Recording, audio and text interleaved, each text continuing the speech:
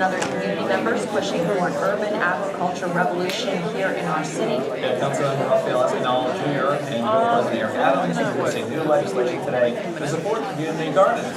10 News 12 Brooklyn's Emily Bush tells us more about these new bills from one of those gardens in Eksi. Gardens play an integral role in not only food, but also building communities. Neighbors are able to know each other because of these green spaces. Also, green spaces have shown to reduce crime, to reduce mental health issues. But local officials say here in the city, they aren't able to reach their full potential. Every single day, gardens are threatened by real estate, by the construction of affordable housing and luxury housing. That's why Councilmember Espinal and the borough president are announcing new legislation that would require the city to produce a report on the potential of urban farming, create an urban agriculture plan, and extend the period before a garden's license can be taken away, giving those who rely on that space at least 1 year to find somewhere else to go. We're saying that more needs to be done. There needs to be a clear plan that's going to support our gardens so that gardens do not feel that they're being squeezed out of our communities, but are actually being protected by the city of New York. We're excited to see some legislation that comes forward to really inventory the depth and breadth of urban agriculture that's happening in New York City, as well as makes some movement to really preserve and protect gardens. This new legislation was formally introduced to City Council last Wednesday, and local leaders say they're making it a priority to ensure that community gardens have the resources they need to continue to thrive. In East New York, Emily Lordahl, News 12 Brooklyn. Good morning. Good morning. Thank you for coming out on such a rainy New York City morning. I want to thank you so much for coming to our Food Policy for Breakfast seminar series. I want to welcome you to Hunter College here in East Harlem. And my name is Charles Platkin, and I'm the director of the New York City Food Policy Center and a professor here at Hunter College. I'd like to welcome you back.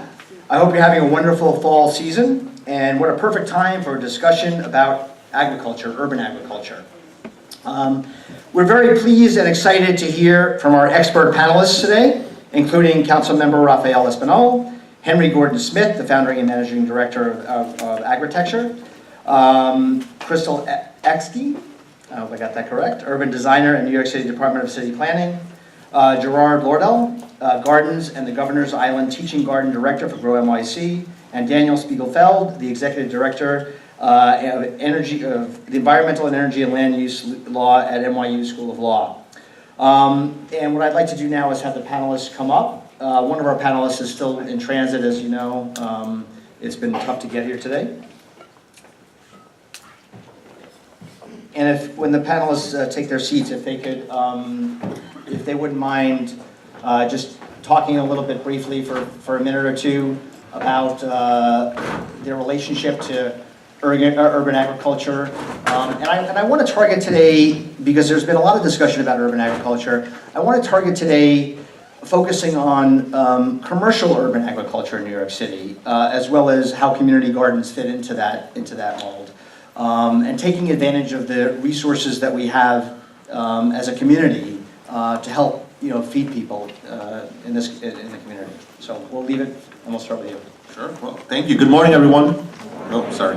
My name is Councilman Rafael Espinal, and I am the council member in City Hall that's leading the charge on getting the city to do more on behalf of supporting urban ag across the board, whether it be spaces as small as community gardens in our neighborhoods, to the guys in the industry who are doing this on a more technological level. And the reason I took this on is twofold. One, I was born and raised in East New York. East New York, Brooklyn, is probably one of the most disinvested communities in the history of the city. We have very little access to fresh fruits and vegetables, very little access to great supermarkets, and community farms are really a space where community folks can come together, get to understand the importance of fresh food, the importance of health and diet, the importance of protecting our earth and our soil. And I think it's important that we use that resource and make sure that all folks who live in the community can have access to that. Also, I believe that we have to find ways where we can increase supply in our supermarkets and making sure that neighborhoods like mine do have access to grocers that sell fresh fruits and vegetables. And I have this theory that if we're able to support urban ag across the board, that we'll start seeing more of that in communities across the entire city. Thank you everyone for having me. Good morning. My name is Eksi. I work for the Department of City Planning as an urban designer. I guess my background in urban agriculture or agriculture was sort of throughout my education and training as an architect. I also worked on more home-based agricultural projects, maybe not here, but in other countries where I got interested in protecting agricultural land that was surrounded around communities and really supporting those communities. I brought that into my work, and at DCP I worked on the website that was asked to be developed, and it was more of an interest in really pushing this forward, and pushing agriculture in the city forward. So supporting local agriculture from gardens all the way to commercial businesses, and really seeing, you know, within zoning regulations or within building regulations, what are those restrictions and how can we really work at them for the communities to make them more open, more accessible, and then what are the difficulties that we're facing. Hi, Gerard Lordahl. I'm director of the Gardens program at GrowNYC, and many of you may know it was established before the first Earth Day in 1970. We're a private nonprofit.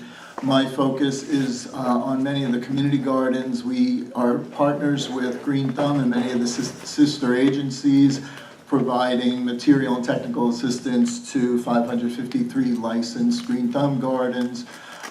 We also have what many people are familiar with, the Green Market program at GrowNYC, where we have 240 farmers providing fresh, local, seasonal produce to markets, over 50 markets around the city.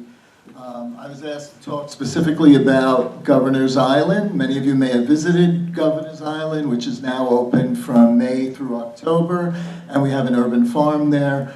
We also have worked in the past with Randall's Island, Parks Alliance on the urban farm there, and we've been more recently working on publicly accessible rooftop gardens. Hi everyone, my name is Danielle Spiegel-Feld. As Charles mentioned, I'm the Executive Director of the Guarini Center on Environmental, Energy and Land Use Law at NYU Law. So I come at this from a slightly different perspective than some of the other panelists. I haven't been as involved directly in urban agriculture as I have been in green roofs more generally, and green infrastructure in the city. And as a lawyer, my primary interest point is what policy instruments the city can develop in order to better facilitate the expansion of green infrastructure, including green roofs and urban agriculture throughout the city, and what impediments need to be cleared to make that happen. And Henry, we're so glad that you were able to come. Sorry I'm late. I'm Henry Gordon-Smith. I've been analyzing kind of global forms of urban agriculture for about 9 years. And 4 years ago, I started a consultancy called Agritecture Consulting, and we help entrepreneurs do feasibility studies, design their farms, plan economics, recruit their teams, whatever they need really to get their farms started. We've worked with some clients you may know, including New York City's first urban agriculture accelerator, Square Roots, Manhattan's first commercial vertical farm, Farm One, and the world's only commercial rooftop greenhouse in a residential structure, Sky Vegetables. And so I'm all about really sharing these various forms of urban agriculture as kind of tools in the toolbox, and looking at the city and available spaces as kind of this opportunity to accelerate food access and also entrepreneurship in agriculture. Thanks for having me. Wonderful, thank you so much. So we'll get right into the questions. And they're really open for anybody to take, and you don't all have to answer them. The first question, statement question, when we talk about urban agriculture in New York City, we're talking about community and school gardens, neighborhood and commercial farms. The food may be grown indoors or outdoors in backyards, lots, plots of land, rooftops, and more. I don't know where I took that from, but it sounds great. Many urban farms have interests that may not be aligned. How can we coordinate all these efforts to help feed New York City? Is there currently any coordination to encourage a combined interest to feed the community using urban farming? And is anyone lobbying New York City to get grants and free up land, etc.? Now I know that, just to preface, that we do know that was in your original bill last year, but I'll let you guys take it from there. Yeah, I mean, Henry and I have been working very closely for the past few years, along with the borough president, Eric Adams of Brooklyn as well. And what we've come to found is there is very little coordination. It's been up to us to create that dialogue between the community farmers and the industry commercial folks. There was a lot of tension because everyone believes that any conversation around urban ag is only going to focus towards one group, and somehow that conversation is not going to include the broader picture, and there's only a limited amount of resources. But we had to clear the air and make it known that our offices and Henry as well are working to make sure that the city is playing a bigger, larger role around the urban ag conversation, and we understand and value every single farmer here in our city. Through those conversations, one of the bills we recently introduced is a bill that will require the city of New York to do an inventory of what is being grown across the 5 boroughs, from the gardens to the warehouses, and kind of figure out, where are we and what are the next steps we should be taking to make sure that we're doing the best we can to help with that coordination. Yeah, I want to iterate that we value all kinds of urban agriculture, and I think the variety is what makes it stronger. And I also want to say that, a lot of these new entrepreneurial urban farms, including my work, we're the new kids on the block. Community gardens have a long, long history in this city, and we want to recognize that, and there's a lot of value to that. I also want to emphasize that each urban agriculture type has different value, right? A community garden can contribute to green infrastructure, safe spaces, community food access in a way that a commercial vertical farm never really can. And so to compare them, isn't really the right thing to do. Instead, it's about seeing, well, where is the right site and the right location for each? I think when we did the first bill, when we were working on that, because entrepreneurs are very assertive in the city and we work very hard to get what we want done, I think that maybe we didn't include the community gardens as much as we should. And I think we regret that, and we're trying our best to improve the relationship so that we can approach this from a more comprehensive perspective, because there really are strengths and trade-offs all along that spectrum, from low-tech farming to high-tech. I also want to say that there are ways to share resources. If you think about small urban farms that are commercial, they have similar needs around food safety training. They have similar needs around shared distribution resources like vehicles, or maybe buying packaging in bulk. And a lot of the community gardeners that I've spoken to, they do want to start to create additional added value products like hot sauces, or ways to make money off of their food that they've grown, which they should. And so those are shared needs that the city can provide for them, either shared hubs, urban food hubs, or places where they're trained in food safety. That does happen already in the city. I want to recognize there is training happening on that. But there could be more of that. And actually there is a scenario where community gardeners and small-scale urban farmers that really have a tough time, even if they're commercial, can work together and collaborate because they really have shared interests and they have shared resources they can focus on. That's great, actually. And I want to, one of my questions, and then Gerard, we'll let you talk on that, is specifically related to that. Well, I'm a novice here, but I felt like there was tension between community gardening and commercial urban farming, and I'm kind of missing it, to be honest with you. Why? I mean, I would say, just speaking for the community gardens, they felt that they've been in our city and they continue to be for decades. And what has the city done to this point to get them the resources they need to continue operating? All they've had so far is a hostile relationship with real estate, with the city of New York, who has been pulling their licenses so that they can build housing there. They feel that they're being pitted against their own communities because there's always this argument of what's more important, the garden or housing. And we have to look at it in a bigger picture. The community gardens play just the same amount of role as building affordable housing does. We need to have these gardens in order to create a healthy ecosystem in communities. So that needs to be the conversation moving forward, and that's the reason gardens are so upset with the fact that the newcomers are coming in and they're laying out the carpet for them. But here at these community gardens have contributed so much to all of New York City and changed the landscape literally. Well, I wouldn't say the city's laying out the carpet to the industry, It's not. but the industry does have money, right? And which helps them be more successful in conversations and helps them grow a lot quicker. Got it. Gardens feel that they don't have access to the same resources. Understood. And it's great to be in a room where there's so much support for community gardens because the long-term perspective back in the 80s there wasn't that support. But at present day, we are at the table, and thanks to the coalitions, a lot of the community garden coalitions and the nonprofits and the city agencies, we do have a seat at the table, and it wasn't always that case. There was, years ago in the 80s and the 90s, the Mayor's Task Force and on open space, and now we have something like the Building Healthy Communities that brings the resources together for the community gardens. And you know, there was a time when it was much worse than it is now. We do have a seat at the table. There are, you know, 553 licensed gardens, 380 of them are on Parks property, and these are people who have devoted their lives to keeping these gardens going. So they deserve respect, they deserve a preservation category. And that's gone back and forth in history. There were times when there was no preservation at all for any of the gardens, and they were all put up, you know, at will for developers. We lost gardens. There was a time back in the 80s and 90s, I remember there were 1,000 community gardens. 896 was the number that Green Thumb and the Parks Department would tally. And now we're at half of that. Yes, we need housing, we need a balance of open space as well.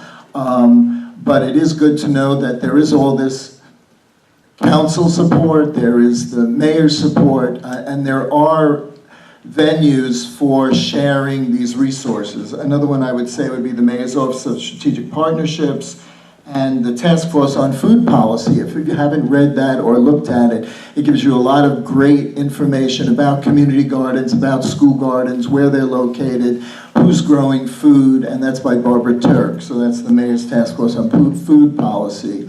And it's a great piece of information in general about gardens and food and how we could all work together, city agencies, nonprofits, the garden coalitions, to make things happen. And does that also discuss commercial urban farming? It does, yeah.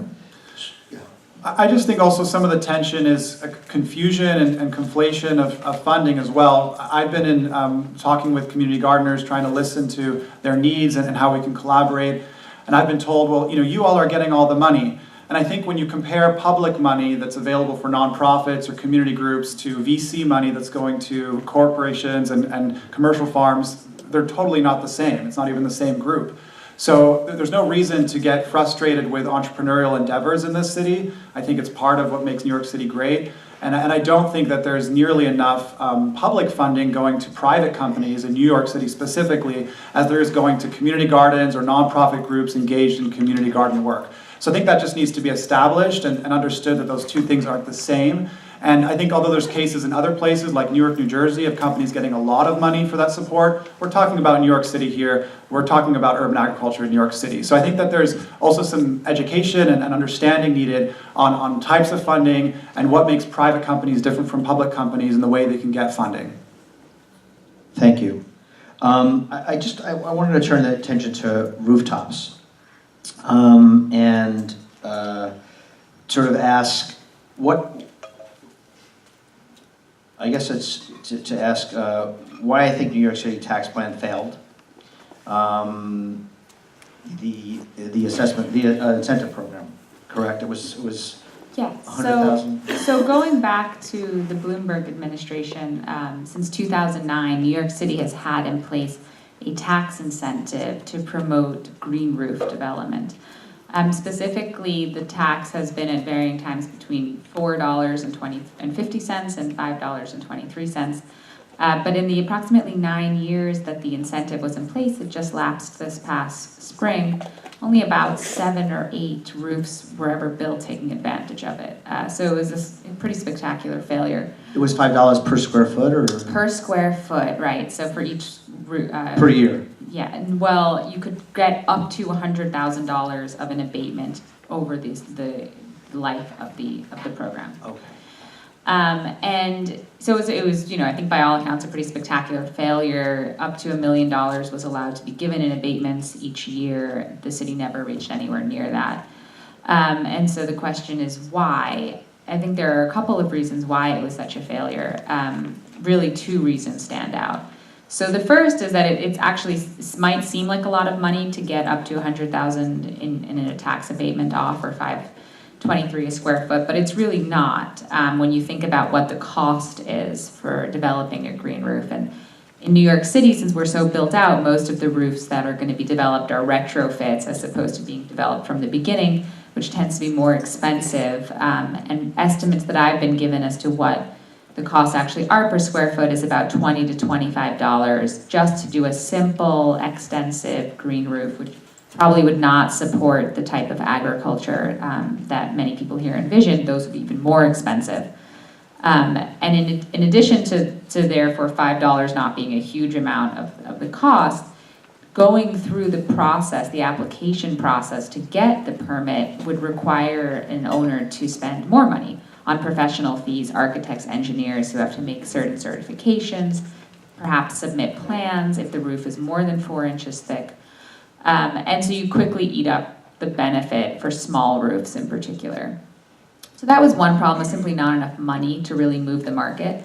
The other problem is that the incentive is available as it was from 2009 until it just lapsed for everyone in the entire city. So when you're looking at a city with about 1 million buildings and an incentive program that could, at its max, fund $1 million worth of abatements, right, which could be as few as 10 buildings if they each were at 100,000, you're talking about potentially about 10 building owners that could take advantage of this per year, up to, let's say, 20 or 30.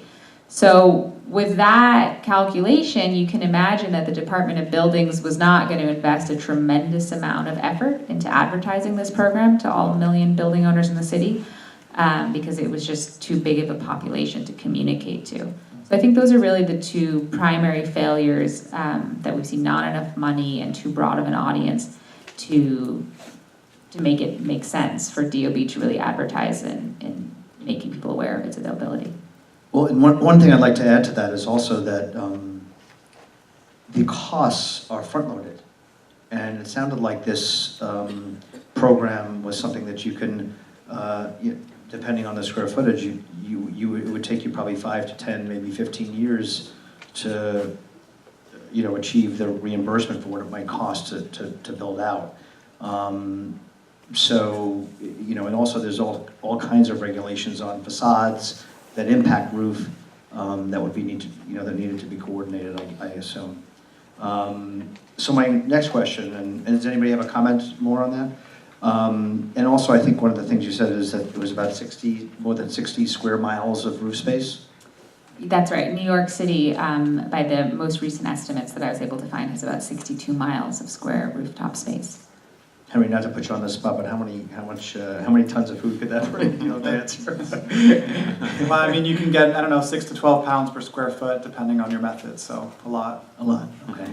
So the next question is, what do you think we can do? What could make this work?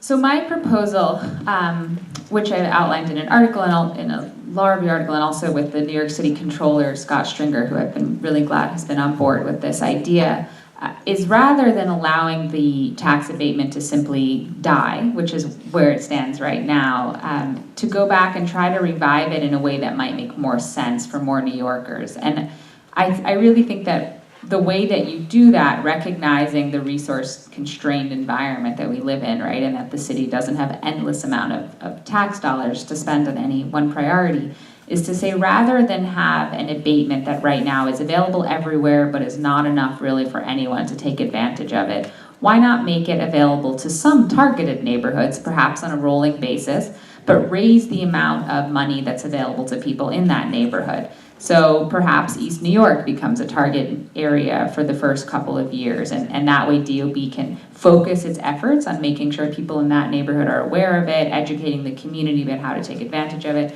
and simultaneously increase the amount of money for people in that community who are looking to build farms. In the same period, it might be completely unavailable to people in Manhattan. And so that way you could sort of maximize, I think, the interest in the program and hopefully get more people to take advantage of it. And just one other thing is, what about having incentives for new building owners? There's been a lot of new construction that's going to continue throughout the city, and certainly now it's moving to other areas like the Bronx and more in Long Island City, which is already developed. Asking developers and giving them incentives right from the get-go. Yeah, I mean, I think that's That's important as well, and the way that the program has operated to date, it hasn't distinguished between new build as opposed to retrofits, and I think that's appropriate. So you could see whoever has the, for whomever it makes most economic sense to be putting these things up is really who the city probably wants to be funding, because it's at the margin that they'll be able to help. And one other thing, not to be part of the panel, but just my experience with with the facade program, which is sort of an urgent thing to make sure that bricks don't fall on people's heads. It was instituted not many years ago, and that's why you see all those bridges and scaffolding all over the city now. The city got behind it in a big way and made it happen. Yeah, just my very last comment is just to note, New York City doesn't control its own tax policy. It has to go to Albany in order to get permission to grant any sort of tax abatements or levy new taxes. And so this law that we're talking about, this abatement, was passed by Albany. And basically what we need right now is for members of the city council and others to request that Albany renew this, but it couldn't be done on its own. I just want to add to that. She said all the points on why the program doesn't work. But I recently actually introduced legislation that's going to require all new development to have green roofs. And I think that it's up to developers as well to be socially responsible in understanding the impact that these roofs will have overall on the environment and also in the city's bottom line. We spend lots of money because our sewers continue to back up and we have a lot of waste coming into our waterways, and green roofs will help with that issue. And other cities have done it. Toronto, parts of France have done it. I think that if we're going to continue incentivizing people to build in our city, that they should take the socially responsible route and making sure they're doing the best they can to be a great partner, especially when it comes to climate change. And in our 30-year perspective on working with developers, it was a very adversarial relationship with community gardens in the 70s and 80s. And since I've been in this job, it's always been a fight, housing and open space.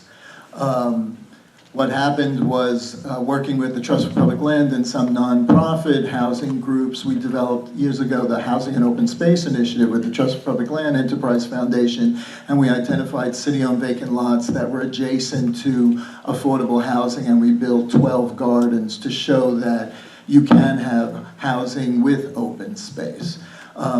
We then had the crisis of 1999 where the developers were auctioning off a lot of gardens, and again, very adversarial role.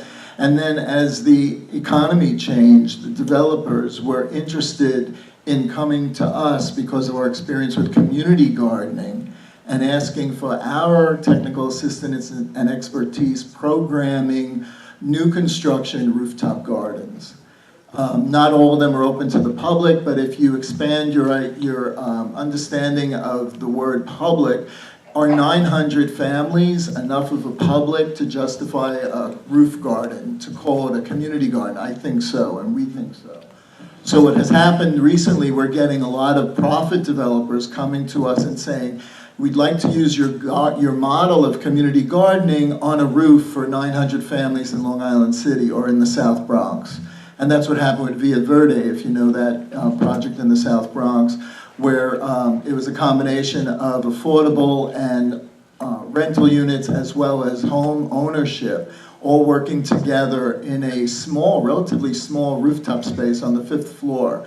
And we worked on programming that space, and there was a meager amount, well, not meager, but a small amount of harvest, but the families benefited from that. It was only open to those residents. That's now moved to other projects for us, including Hunters Point South in Long Island City, and we're excited about another project in the South Bronx, La Centrale, which may be the first publicly accessible rooftop garden, which is really exciting because we're taking our experience at Governor's Island Urban Farm, working on programming around an urban farm for the public, and we're putting that experience on a rooftop with a private developer in the Bronx at La Centrale. I just wish we could have thousands of those. So, Councilmember, would you do me a favor? Could you just sort of go through, just briefly, the bills so that everybody's on the same page because they're hearing things and it may not resonate? Because I want to get to Crystal and the development of the website, but I wanted to give a little backstory. What you and Eric and Henry are sort of brewing and quickly what happened, and now that you have these new bills that you put in August, can you just give us a kind of a... Sure. So 2 or 3 years ago, I would say, the borough president, Eric Adams, and I aligned and agreed that the city should be doing more to support urban agriculture across the 5 boroughs. We've recognized that there weren't enough incentives to help the commercial and the community gardeners. So we created a roundtable at Borough Hall, and Henry was there, and so were a few other folks, and had the broader conversation of what could be done. We realized that to undertake the project of creating this 5-borough plan it was overwhelming for the resources we had, and we thought it was something that the city of New York should take on, just the same way as it took on building an affordable housing plan or building the Vision Zero plan for transportation, that it should have its own plan in supporting urban agriculture. So the bill simply that we introduced laid out what are the points we're looking for in this plan and what the city should be doing to addressing those points. And it was a simple 1 or 2 pager that kind of gave the power to the city agencies to create their own roundtable and figure out what is the best way to move forward. We were met with a lot of resistance late last year, and the reason being that the city of New York feels that the city doesn't need any regulation in place and doesn't need to create any sort of plan, because they feel that the rules currently are laxed enough to allow anyone who wants to grow or create their own business here will have that power to do that. But the argument that Henry and other folks are making is that because of the lack of regulation, it's very difficult to navigate the waters, it's very difficult to get funding from investors, and it doesn't show that the city is actually serious on the overall conversation. We were able to push the city just enough to agree to create an urban ag website. So for the first time in the history of the city of New York, there is a website now under nyc.gov that's dedicated to urban agriculture. So whether you're a community gardener or you're a commercial gardener, there's information that's put up onto that website, and Henry played a big role in being part of those conversations as well as the other panelists. I feel, there were a lot of folks that weren't happy. There were a lot of advocates that weren't happy because they feel that we didn't push hard enough. But I feel that it's the first step in showing that we are serious in this conversation. This is just the beginning, and I think it's a huge step. Thank you. And Crystal, you developed the website. And I spent a lot of time on there the last 2 days. So just looking and poking around and seeing which each path took me. So are there any New York City, any bosses here? Can you tell us what really happened? Like what happened? Like how many people did you have to answer to in order to get that website up? I don't think very many. Me and another staff, it was mostly a dedication, that our personal interest that we brought into city planning, and we were researching before. I met Henry before, and kind of really going out there and meeting the community, both commercial businesses and gardens, and really stretching, what are the concerns, what are people facing, is zoning an issue? We had a lot of pushback that, zoning is not an issue, and why are we trying to add something in? So, okay, which, by the way, I was amazed about the zoning, that basically only the C7, say it to my homework, only C7 amusement parks can have gardens, which I was fascinated by. So I guess it's, it's the flexibility, right? As far as regulations, it's that maybe it's building codes that might have regulations of this, and maybe that's the next step of going towards, and how can we work with them? But really looking into the zoning and finding in there, what is the issue? Is it, electrical bills that's really driving businesses not coming into New York? That's the issue. Some concern around that, but really stating out there and putting out there, what are the availabilities through zoning? How could community gardens both grow within their zoning districts, commercial businesses grow with others within those districts, and then from the city agencies, what's available? So I did have a discussion with Henry afterwards that, maybe the next steps as it grows, as the website grows, or whatever the plan or the bill grows, what are the next things that we need to make available to all the people in the city? What are the resources that's around, and how can people access that in one page or in one site to make that freely available? And I thought it was a very good, good job, and considering, what was going on, and that people were paying attention, that were not advocates of the whole program. So I guess also when I asked people who was sort of the expert in knowing what was going on with commercial urban farming, obviously both your names came up, and so what is going on with urban commercial farming? I mean, Newark has Arrow Farms, and it seems to be amazing they have great PR, right?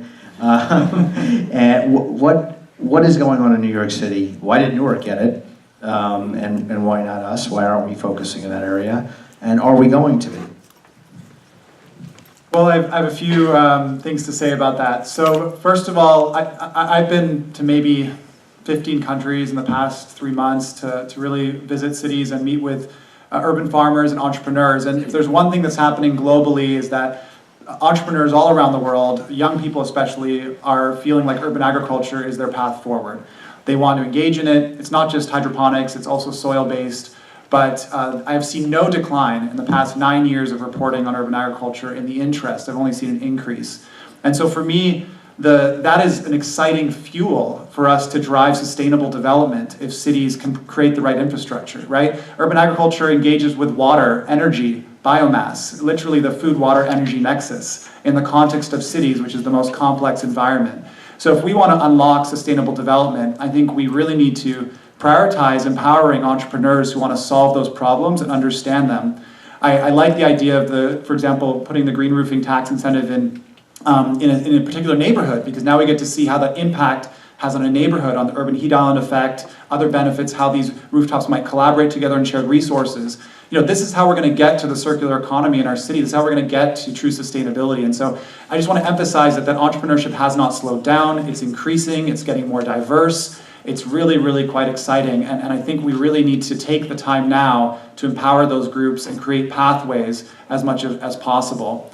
On the other hand, high-tech forms of urban agriculture are kind of having mixed results.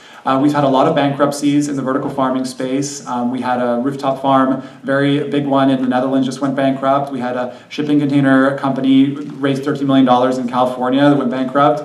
Another large one in California. So it's really risky and difficult. And I think that when you have so many entrepreneurs trying to do something and solve a world challenge around food and water to grow food, they need some help at the beginning, because it is really pioneering and new, and there are going to be more challenges and more failures. So just because you see successful marketing doesn't mean that the farms are actually successful. And I think if you're considering this, you should really dive deeper into the details and really think about the trade-offs between soil, greenhouse, and vertical farming, which is very expensive.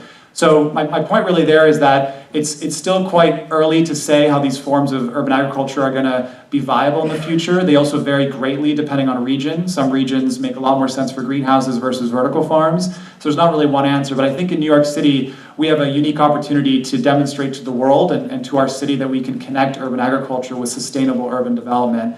And I think that there are successful models that are emerging. And as people are observing what hasn't worked, they're learning new best practices and new things to avoid. And I think that gives me a lot of optimism for the future, but only if we can create some, at least, support for those groups to say, look, the fact that you're a young person and you could go into finance or technology or whatever, but you're thinking about growing food and trying to do it with less resources, that's important to us, and we want to support that. And so for me, it comes down to leadership. When we see Atlanta having a director of urban agriculture, connecting urban agriculture to their resiliency plan in a very thorough way, that's leadership. When we see the city of Paris saying, we're going to have a citywide urban agriculture competition, and the winners get free leases on government land, and then we're going to engage developers and encourage them to provide land as well, so we can use the city as an incubator. The results of that are they've gotten to 16 hectares of new urban farming space within 3 years of their 30-hectare goal. I mean, that's leadership.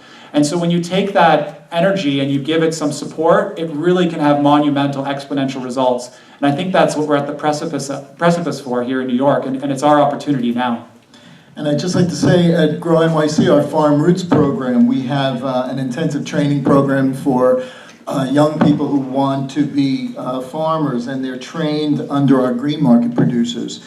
And you may not know it, but there are large farms, and when you go to the website, you'll see the largest city-owned lots are in Staten Island and Far Rockaway. So in our group where we train young people and new farmers to actually develop a farm. Most of them are from Staten Island, like Mandala Farm, where John Paul grows his native plants. An example that I wanted to bring to share with you is Augustine Juarez, and he's from Oaxaca in Mexico, and he started a 2-acre farm at Decker Farm on Staten Island. And Augustine sells at the St. George Green Market on Staten Island, and he grows a whole bunch of specialty crops.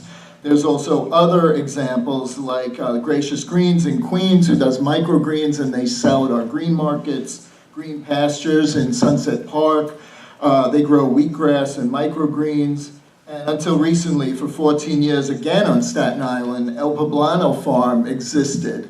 So here are examples of commercial farms doing urban agriculture in the 5 boroughs and are being successful and paying their bills. So maybe let's look at the website and find out where these areas are, where we have substantial pieces of land, because that's the issue in the 5 boroughs, not enough land for the farmer. You need at least an acre for a farmer to make it profitable.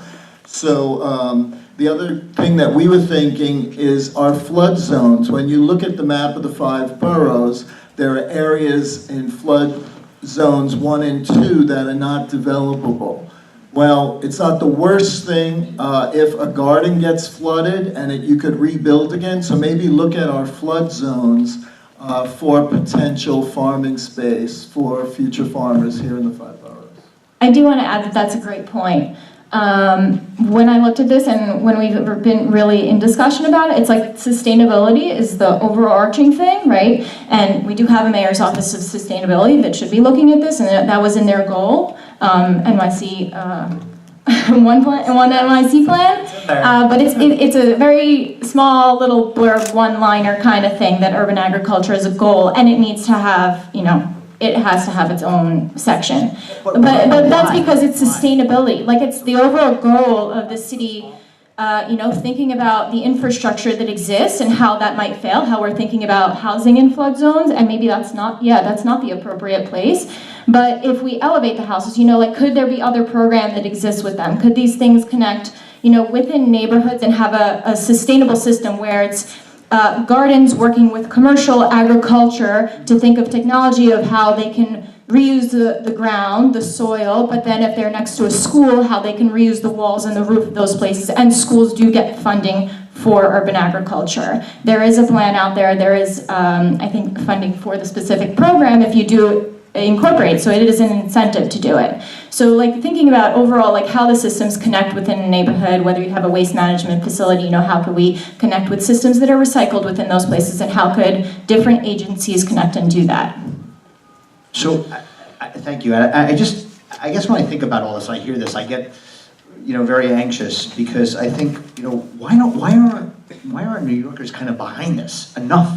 Why aren't they clamoring? Is it gonna take some sort of famine? I mean, a horrible famine. I mean, is that what's gonna take us to be focusing on this, which we don't want? What do we need to do? We already have so many people hungry and food insecure. What is it that would motivate New Yorkers to get behind their electeds and to focus on community gardens with commercial urban agriculture, giving the right incentives? And I know you're, council member, you're on this and you're all on this. But how do the rest of the New Yorkers find out that this is something critical that they should be paying attention to? And the other thing is how do we attract more young people to focus on this, not finance and other things? And is there a website that does have all these, New York City urban commercial success stories? Or are they so limited that it would just be the Staten Island? The website does not have that right now. Yours, but I'm saying, is there any that does that? I think yours yours has a lot on there. If you go to farming.nyc, you can see a list of commercial urban farmers and some nonprofits that collaborate as part of the NYC Ag Collective. It's not all of them. This is a group that's been around for 4 years. We're the group that we were the only commercial urban farming group that was a kind of an alliance in that sense. There's been other kind of newsletter groups and things like that, but we met monthly. We were willing to go to the council member and the Brooklyn Borough President's Office as a collective. We had a collective list of our needs, and that's really what it takes on that side. And we'd love to see that on the website because we think that's part of New York City's urban agriculture history, just as the community gardeners are, right? This is the first time that we've had all these for-profit companies working together, some of them direct competitors, working together to influence policy. So I think that's part of New York City's urban agriculture history. I guess on the comment, your other comment was about, you had two questions, about young people? Well, about young people, and more so is how do we make New Yorkers care more? And is it just some fantasy that I have that we should have urban, I really believe that rooftops should be growing food and that every new building should have, hydroponic farming in it. And I think, a lot of this audience might, and that community gardens should be working with commercial, urban agricultural startups and everything else. And am I alone in that thinking, or am I just in a room with everybody that does think like that, but nobody else does? I think a lot of people do think about it on a daily basis. I work a lot in the public realm design, so that's anything you see, from the sidewalks to the urban gardens to the rooftops that you may not be able to see everything, but you see kind of the leaves like branching over. And people do express when they see these things, these places. Just here in East Harlem last week, there was a parking day where we recreated a street, and the Urban Garden Center donated a lot of trees, and we recreated a corner, and I was there all day, and the community was just so amazed, that you can make a green space out of a parking spot, which is a rethinking, and to put it out there and to bring it out there so that it's more readily visible by the public is something that we could push forward, and that's kind of one way. And the other thing is in education. So in schools is really pushing how urban agriculture exists in our city already, and how students can engage with that, whether it's from gardens to putting a small hydroponic tank in their classroom, so that they can see the entire system of different ways of growing.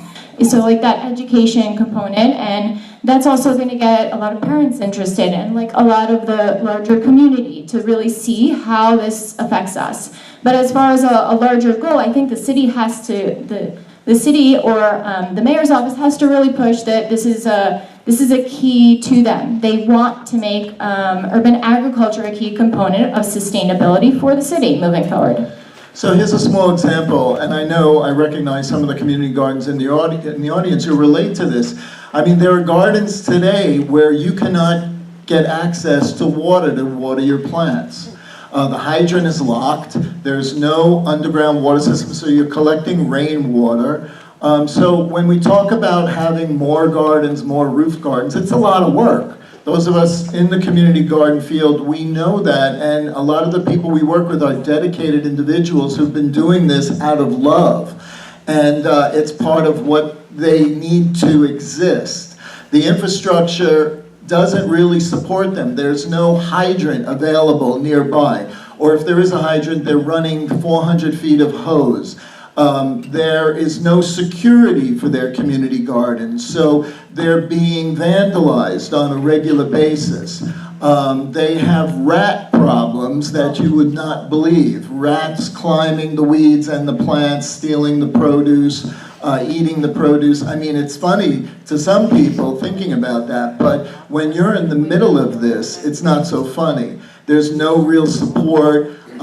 It wasn't long ago that your local council member thought that your garden was a vacant lot and considered it one and wanted to put it up for auction. So the community gardeners in this city have been put through quite a bit, just like they have nationwide. The American Community Garden Association can speak to that. There's always going to be this threat from development. There's always going to be, and it's kind of an inverse relationship. When the economy is doing really well, the gardens do poorly. When the economy is doing poorly, the gardens do well, all because of the real estate values. So we've gotten used to that cyclical nature of working in New York City in a community garden, to expect those kinds of things from happening.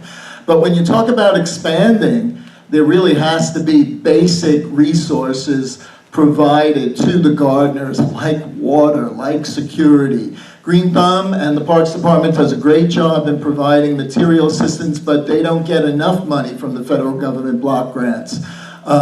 you know, the nonprofits, the 12 of us or so that are raising private money, and at GrowNYC we've raised enough money for 100 gardens to be developed, and we work with 600 or so of the other gardens. There are hundreds of NYCHA gardens that need support. So, you know, we have a lot of gardens that don't get the basic support, and to think about expanding that, you know, is a little difficult because the ones that are here aren't getting basics. So what are people is there a specific action that we can say right now before we leave today that people can do? Well, you know, support your local community garden. What does that mean? You know, make sure you get dollars from your local city councilman or your elected officials, or, you know, support your nonprofits who are supporting these gardens.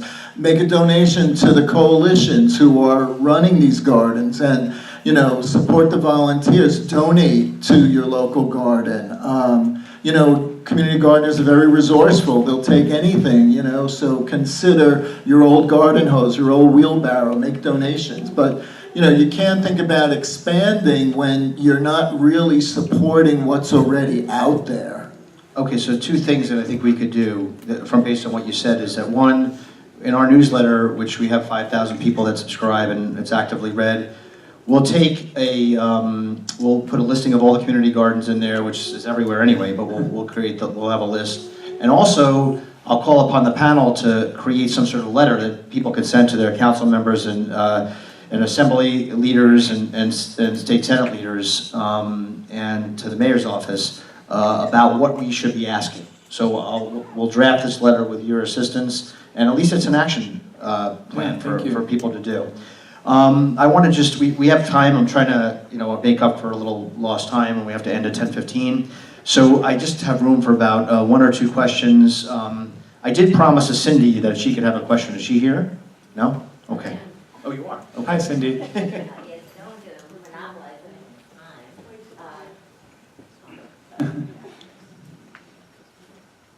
you have a question? Yes, just because we spoke earlier briefly. I think there are so many questions which actually this panel has raised, and a lot of things that you've brought up that are really excellent. I think basically a statement, I guess, you know, anything that can be done to improve the city's green infrastructure, and I would even want to think along the lines of permeable pavements and permeable sidewalks. I mean, you know, as well as the green roofs. I will say this, that a few people I know, like the Fortune Society uptown, and you probably know about their green roof and their garden roof.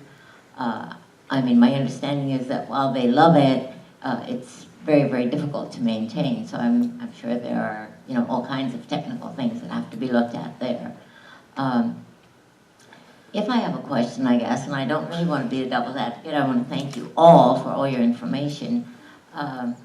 You know, the Cornell University's department, which explores alternative methods of urban ag and technological ag, has said that the carbon footprint, which is created by ag tech, the vertical indoor gardens and so on, I think creates like 7 to 20% more, you know, harmful carbons than greens grown outside. And I just wonder if you've thought about that, even with LED lighting and so on. And then that they're also really energy hogs, I guess. Do you have anything to say? I think that one's for me probably, but yes, I've read that study. I think I have huge respect for Neil Mattson and his team and everything they do at Cornell. We've as a consulting firm, have worked for a global beverage company and done a similar analysis. And in most crop categories, vertical farms have a higher carbon footprint than greenhouses. In our study, we found that, however, you know, local greenhouses, let's say on the edge of the city or in the city, had a lower carbon footprint than imported product from California in our study. Some of the limitations of this analysis are that all farms are not the same. Conventional farms are not the same. There's work that needs to be done to make wells. It's very hard to quantify the costs of the irrigation to areas that don't have water. So I think that despite that, there's still a higher carbon footprint for vertical farming, and I think that's largely because of the way we source our energy. So the question really is, where are we going in the future? What kind of energy will we have in the future? What are the problems that are going to be faced on our environmental systems and our agricultural systems?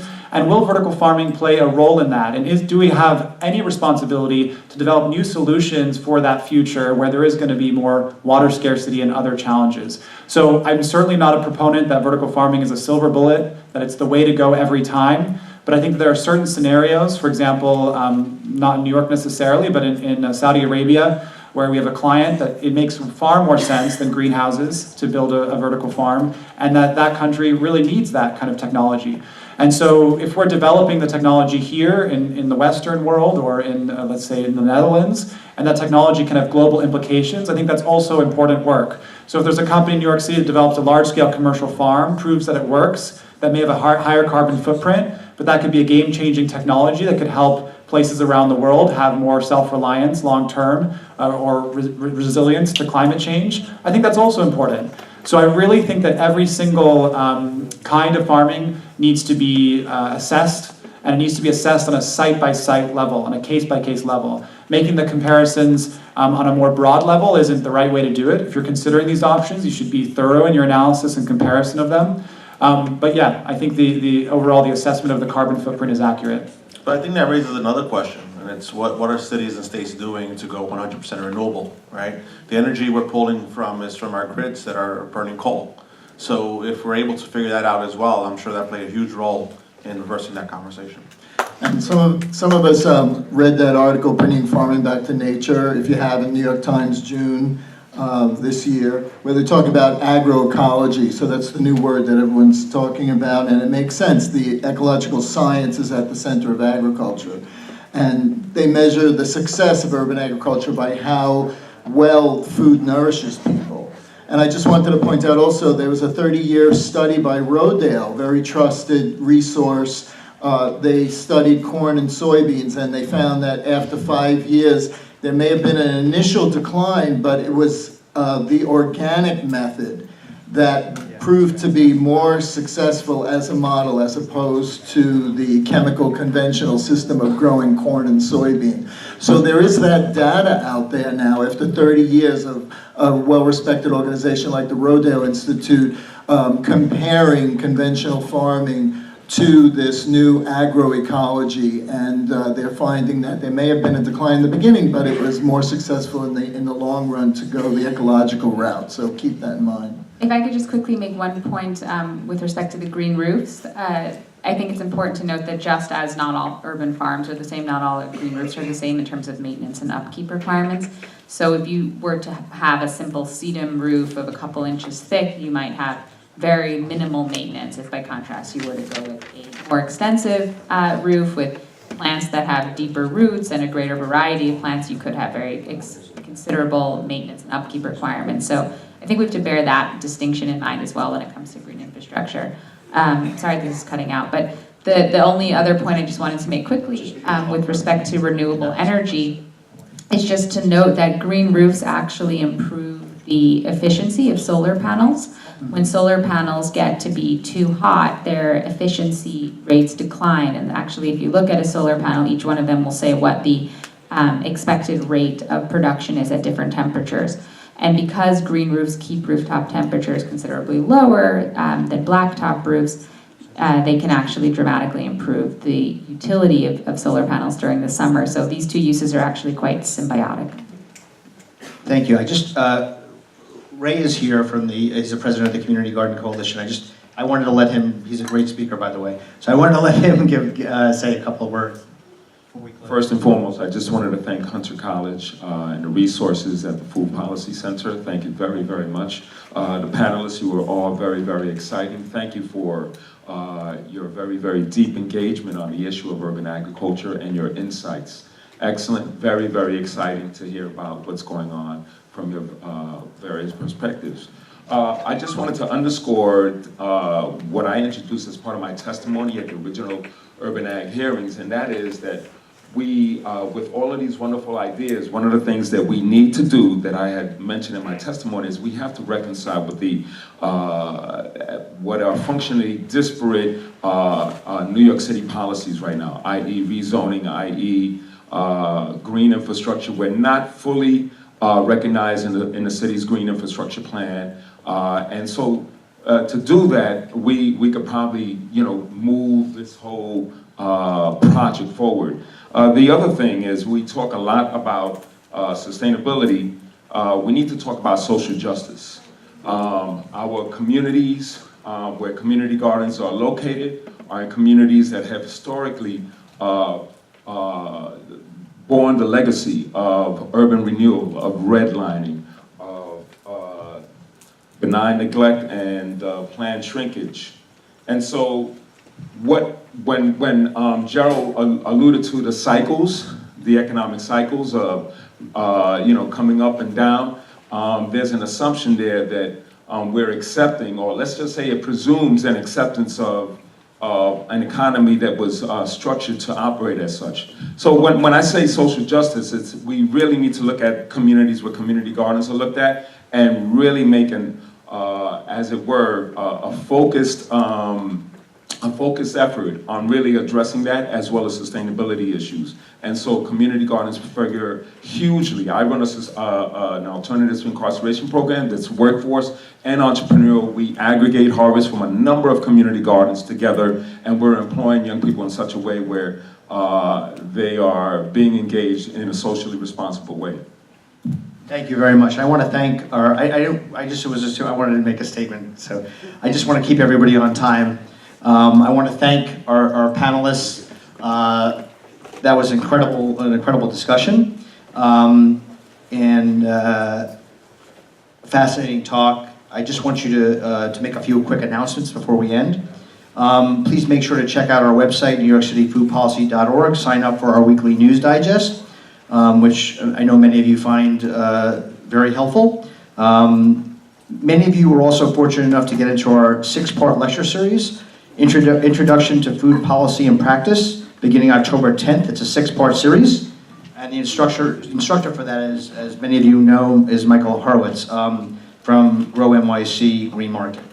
The other panels that we have, on October 23rd, we have Food Policy for Breakfast panel on nutrition and aging, and that will be a breakfast. And on November 6th, the topic is children as change agents. And lastly, I'm incredibly excited about this, on December 4th, we have The Unsavory Truth, How Companies Skew the Science of What We Eat. And it's one of my favorite speakers, Dr. Marian Nessel, best-selling author and professor emeritus at NYU. So again, I'd like to thank the panelists, and it was really great. You guys did a wonderful job on a very tough topic. And council member, I know it's almost as like your second home, so thank you for coming all these times. We really appreciate it.